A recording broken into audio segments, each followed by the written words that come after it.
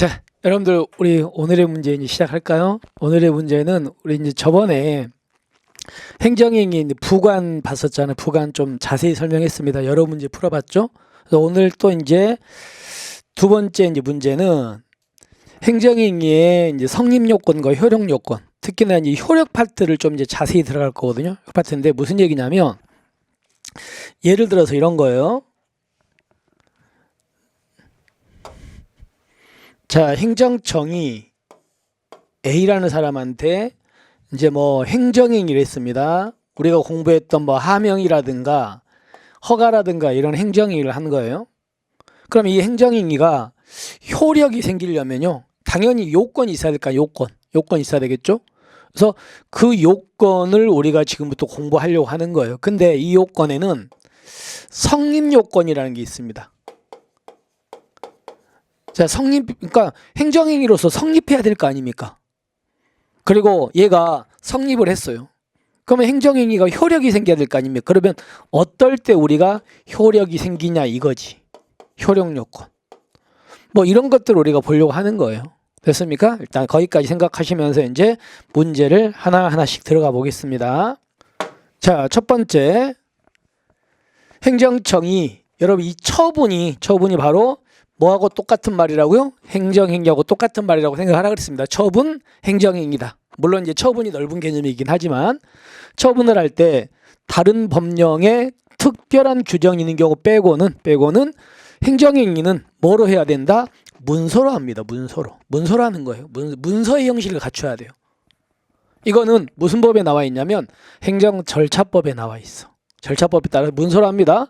근데 이제 어떤 경우가 있냐면 우리 전자문서 같은 거 있죠. 이메일 같은 거라 이런 거 있잖아요. 전자문서라는 경우는 당사자가 뭐 해야 돼요? 동의가 있어야 됩니다. 전자문서 하려면. 그러니까 원칙은 문서로 하는데 만약에 전자문서를 하려면 당사자의 동의가 꼭 있어야 돼. 없으면 안 돼요. 자, 그 다음에 신속히, 근데 다만 신속히 처리할 필요가 있거나 사안이 경미한 경우에는 말 또는 그 밖의 방법을 할 수 있다. 이게 바로 무슨 조문이라고요? 행정절차법 조문입니다. 근데 여기서 기억할 것은 이 앞부분입니다. 앞부분 기억하셔야 돼요. 특히나 전자문서로 하는 건 당사자가 반드시 뭐 해야 된다? 동의해야 된다. 아시겠죠? 여기까지. 자, 그래서 일단 이 지문은 맞는 지문이 되는 겁니다. 그 다음에 이제 두 번째로 넘어가 볼까요? 두 번째 보시면 예를 들어서 행정청이 A라는 사람한테 이제 처분, 행정행위를 할 때 우리가 아까 방금 봤다시피 행정행위는 뭐로 하는 겁니까? 문서로 합니다. 문서로 하는 게 원칙이죠. 그러면 문서를 이 사람한테 보내주는 거 아닙니까? 그 문서를 보내주는 걸 우리가 뭐라고 한다? 문서를 송달한다고 한다. 송달. 그러면 이렇게 문서를 송달할 때 이게 이제 우편으로 송달할 텐데 우편 송달에는 뭐가 있냐면 보통 우편이라는 게 있다는 거지. 보통 우편. 보통이 우편. 그 다음에 우리 뭐 우편 같은 거 보낼 때 등기로 보내는 경우도 있습니까? 없습니까? 있죠. 등기 우편. 또는요, 내용 증명 뭐 이렇게 해가지고 보내는 경우 있잖아요. 그죠? 그러면 이 보통 우편으로 보낼 때하고 등기 내용 증명으로 보낼 때하고는 당연히 뭐가 더 확실하겠습니까? 얘가 더 확실하겠죠. 그래서 보시면 내용 증명 우편이나 등기 우편 달리 보통 우편의 방법으로 발송을 했어요. 그러면 우리가 보통 편지를 발송을 하면 상대방한테 며칠 있다가 보통은 도달할 거 아닙니까? 그죠? 근데 만약에 중간에 행정청이 나한테 문서를 발송을 했는데 나한테 도달을 안 한 거예요. 사이에 어디로 사라져 버렸어요. 보통 우편으로 보냈는데. 자, 그런 경우는요, 우편물이 상당한 기간 내에 도달됐다고 추정한다, 안 한다? 안 합니다. 조심하십시오. 그럼 반대로 내용 증명이나 등기 우편으로 만약에 이걸 보냈다면요, 그거는 며칠 지난 다음에 상대방한테 도달한다고 뭐 한다? 추정을 해줘요. 됐죠? 추정을 해줘. 그럼 만약에, 자, 질문합시다. 만약에 보통 우편으로 보냈는데 분명히 보냈대. 나한테는 도착 안 했어. 중간에 사라졌어. 그럼 이거는 도달했다고 보통 우편은 추정돼 안 되기 때문에 행정청 있죠. 행정청이 이거를 입증해야 되는 거야. 근데 반대로 반대로 내용 증명이나 등기우편으로 보냈는데 나한테는 도착 안 했어. 안 했다고 내가 주장해. 그럼 그때는요, 그건 누가 증명해야 돼요? 내가 증명해야. 내가 안 왔다는 걸 증명하는 거예요. 왜냐하면 추정됐으니까. 됐습니까? 그렇게 가는 겁니다. 그래서 송달의 효력을 주장하는 측에서, 그러니까 도달했다 이렇게 주장하는 측에서 이거는 입증해야 된다. 보통우편은 아시겠죠? 이렇게 됩니다. 그럼 다시 한번 정리합니다. 보통우편은 도달됐다는 걸 누가 입증해라? 보낸 측에서 입증해야 돼. 반대로 등기우편이나 내용증명 누가 입증해야 돼? 도달 안 했다고 상대방이 입증해야 돼. 됐죠? 이렇게 되는 겁니다. 그리고 하나 더, 이거는 이제 노파심에서 말씀드렸는데, 얘가 이제 예전에 경찰행정학과 그 경행특채 있었잖아요. 거기서 시험에 뭐라고 났냐면 이거를 추정을 이거를 간주 이렇게 돼서 나온 문제도 있습니다. 간주가 아니야, 추정. 자, 그렇게 해서 확인하십시오. 그래서 일단은 이거는 맞는 질문이다. 넘어갑니다. 다음에 두 번째 세 거, 등기우편 송달은 아까 금방 며칠 있다가 상대방한테 도달됐다고 뭐한다? 추정됐다 그랬죠. 근데 문제가 하나 있어요. 등기우편이라고 해서 무조건 추정해 주진 않아요. 어떤 경우냐면 이런 경우 있거든요. 내가 주소는 이쪽에 있어요. 주소는 이쪽에 있습니다. 근데 내가 안 살아. 실제는 다른 데 살아. 그냥 주소만 옮겨 놓을 수, 그런 경우 있잖아요. 그 문제가 있는 거지만 그거는. 근데 주소가 있으니까 실제로 거주지 않아. 근데 주소가 있으니까 거기다가 등기우편 보냈어요. 근데 그 사람이 거기 실제 거주 안 한다고요. 이러면은 도달 추정 안 해줍니다. 그때는 등기우편이어도. 그래서 등기우편에 의한 송달의 경우라도 수취인이 주민등록지에 뭐 하지 않고 있다고요? 실제로 거주하지 않아요. 그러면 그때는요, 등기우편이라도 추정돼 안 돼? 안 돼. 안 되니까 이때는요, 상대방이 안 왔다고 증명해야 된다. 행정청이 증명해야 된다. 행정청이. 등기우편이어도. 됐죠? 그래서 처분청이 입증해야 되는 겁니다. 맞죠? 맞습니다. 기억하시고. 그 다음에 예를 보시면, 자, 이거 조심하세요. 납세고지서니까 이제 납세고지서가 뭐 세금 내라는 고지서죠. 그죠? 세금 내라는 고지서에 교부송달이나 우편송달이 있어서 반드시 이거는요, 납세 의무자 또는 그와 일정한 관계가 있는 사람의 현실적인 수령 행위를 전제로 하는 겁니다. 그러니까 이거를 상대방한테 전달해 줘야 되잖아요. 근데 상대방이 없다면 가족 중에 뭐 부인한테 전달 이렇게 해야죠. 이렇게 해야 되거든요. 근데 납세자가 과세처분의 내용을 이미 알고 있습니다. 알고 있다고 해서 이거는 송달 안 해도 되는 겁니까? 알고 있어도 해야 되는 겁니다. 그죠? 그렇기 때문에 납세고지에서 송달이 불필요하다고 할 수 없는 거 아시겠죠? 알아도 해줘야 되는 거예요. 알아도. 됐죠? 그래서 이것도 맞는 지문 이렇게 되겠죠. 자, 그러면 이제 총정리해 본다면 결론적으로 이 요건과 관련해서 이 네 개 다 맞는 지문이다. 아시겠습니까? 그래서 특히나 보통우편은 송달됐다고 추정 안 해준다. 근데 등기우편이나 뭐 내용증명은 도달됐다고 추정을 해주는데 문제는 등기우편으로 할지라도 상대방이 주소지에 실제 안 살고 있다면 도달 추정 안 해준다. 그리고 상대방이 그 내용을 알았어도 송달은 필요하다. 아시겠죠? 여기까지. 이렇게 해서 일단은 첫 번째 문제를 정리합니다. 자, 오늘의 문제 두 번째 봅시다.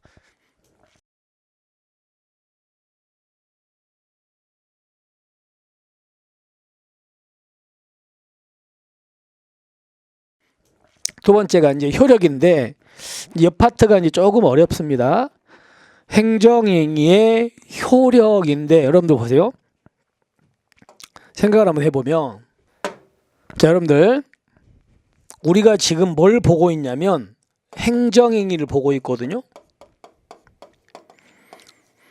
근데 이 행정행위에만 인정되는 특수한 효력들이 있어요. 특수한 효력들. 그래서 우리가 지금부터 그 특수한 효력들을 공부하려고 하는데요.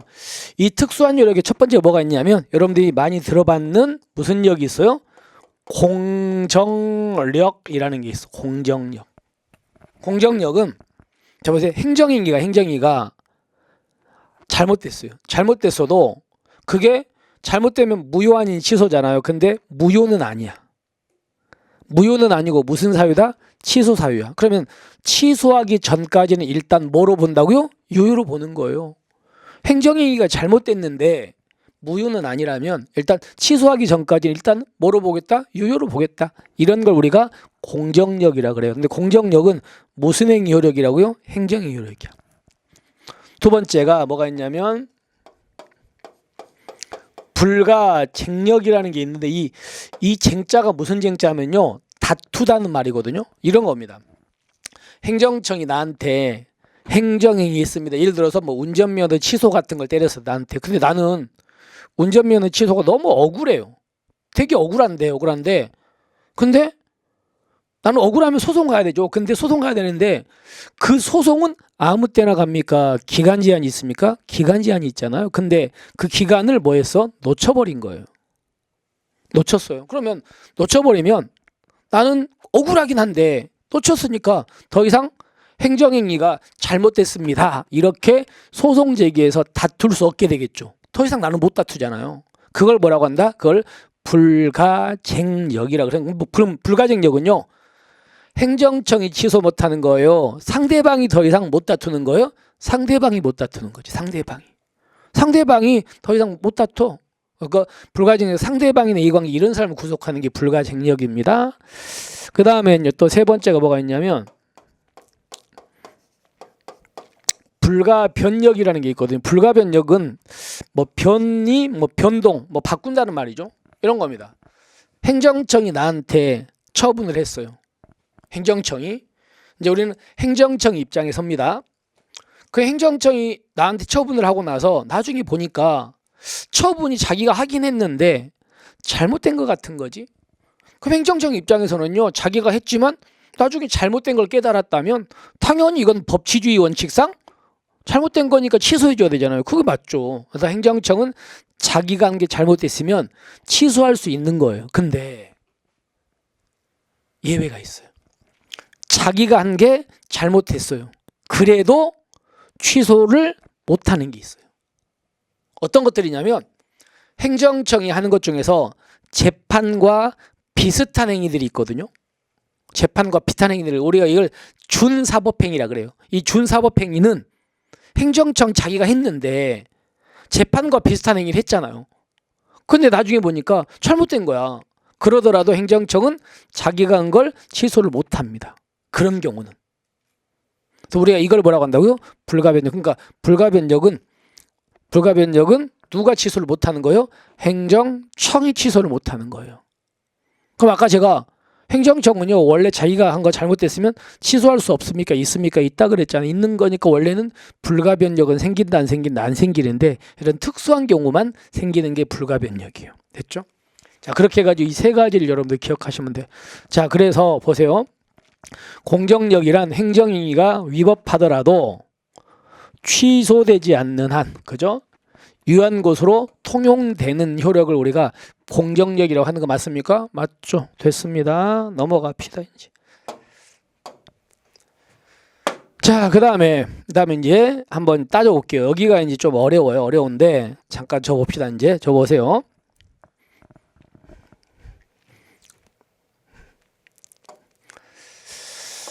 자, 천천히 여러분들 천천히 한번 따라와 보세요. 행정청이 A한테 뭐 했냐면 세금 부과 처분을 했습니다. 세금 부과 처분을 우리가 이제 과세 처분이라고. 그러면 여러분들 세금 부과 처분은 행정행위죠. 하명 그죠? 행정행위예요. 근데 일단 이 A라는 사람이 억울해요. 억울한데 일단 이 사람이 뭐 했냐면 100만 원을 내라고 날라오니까 일단 100만 원을 뭐 했다? 납부를 일단은 했어요. 그래 일단 억울하지만 일단 내놓고 나중에 해결하자 하고 냈어. 그럼 이 100만 원은 누구의 돈이 되냐면 이게요, 세금에는 지방세가 있고 국세가 있거든. 근데 이게 국세니까, 국세라면 이제 국가의 돈이 되겠죠. 국가의 돈. 100만 원. 근데 이 A라는 사람이 100만 원을 내놓고 나서 너무 억울한 거지. 그래서 이 사람이 뭐 했냐면 세금 부과는 잘못된 거니까 세금 부과를 취소해 주세요라는 소송을 안 갔어. 그걸 가야 되는데 안 가고요. 이 사람이 뭐라고 했냐면, 야, 100만 원을 내가 괜히 낸 것 같아. 그러니까 100만 원을 돌려줄래? 이렇게 100만 원 돌려달라는 소송을 제기한 거예요. 그래서 이걸 우리가 뭐라고 부르냐면 100만 원 돌려주세요라는 소송은 부당이득 반환 소송이라고 표현해요.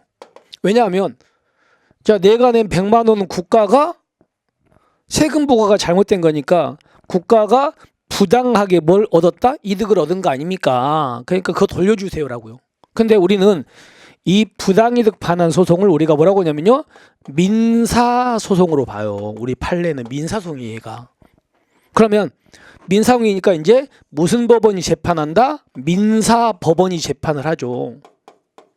그럼 여기서 이제 민사법원이 재판을 해야 되는데 한번 따져볼게요. 보세요. 이 세금 부과가 하자가 있는데 하자는 크게 나눠서 무효 아니면 무슨 사유라고요? 취소하라고 그랬습니다. 그러면 자, 질문합니다. 여러분, 얘가 무효예요, 무효. 자, 세금 부과가 무효야. 무효라면 이 세금 부과는 효력이 없는 거죠. 그죠? 효력이 없으니까 자, 여러분, A는 100만 원을 낼 필요가 있었습니까? 100만 원을 낼 필요가 없었습니까? 없었잖아요. 그죠? 무효니까. 근데 이미 냈잖아. 그러면 얘가 무효면 A는 100만 원을 낼 필요가 없는데 낸 거 맞습니까? 맞잖아요. 그러니까 이 100만 원은 국가가 뭐 한 거예요? 부당하게 이득을 얻은 거 맞습니까? 맞잖아요. 그래서 이 무효라면 이 민사법원은 A라는 사람을 뭐 한다? 승소 판결 이렇게 하는 거예요. 그래서 A한테 100만 원 부당이득 돌려줘라 이렇게 판결하겠죠. 이해되셨어요? 두 번째. 세금 부과가 무효가 아니고 뭐요? 취소 사유. 그럼 우리가 금방 배웠잖아요. 취소 사유는 취소하기 전까지는 뭐로 본다? 유효로 본다. 그럼 취소하기 전까지는 얘는 뭐예요? 유효예요. 유효. 그죠? 이걸 우리가 무슨 역이라 그래요? 공정력이라 그래. 공정력 유효야. 그러면 이 세금 부과가 취소 사유라면 유효니까 이 A가 낸 100만 원은 아직까지는 부당이득은 아니겠죠. 유효니까 낼 거 낸 거잖아요. 그러니까 얘가 취소 사유라면 일단 민사법원은 A라는 사람 승소한다고요? 패소시킬 수밖에 없다고요? 패소시킬 수밖에 없는 거예요. 그렇잖아요. 논리가. 자, 그럼 정리합니다. 민사법원은 세금 부과가 무효라면 당연히 민사법원도 이거 무효네? 이렇게 무효 판단해가지고 민사소송에서 A 승소 판결할 수 있는 건데, 취소 사유라면 이거 무효네? 이렇게 민사법원이 판단을 하면 돼? 안 돼? 안 되겠죠. 그죠? 안 되죠.